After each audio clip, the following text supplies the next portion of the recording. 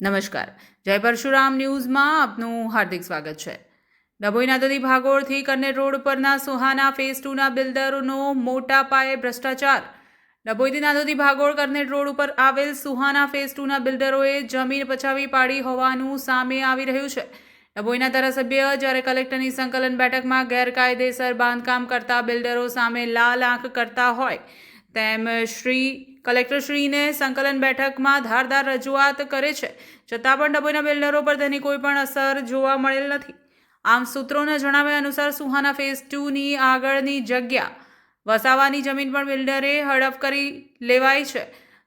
જ્યારે ડભોઈ નગરપાલિકા દ્વારા ફેઝ 2ના બિલ્ડરને નોટિસ આપવા છતાં પણ સરકારી બાબુઓનો ભ્રષ્ટાચારી ફેઝ 2 સોસાયટીના બિલ્ડરોને કોઈ ડર રહ્યો નથી. તેવું લાગે છે કે અથવા તો તંત્ર મૌન ધારણ કરે તેનો સીધો મતલબ એ થાય છે કે તંત્રને મોટા કવર મળી ગયા હોય માટે તેઓએ ચૂપ રહેવું પડે છે.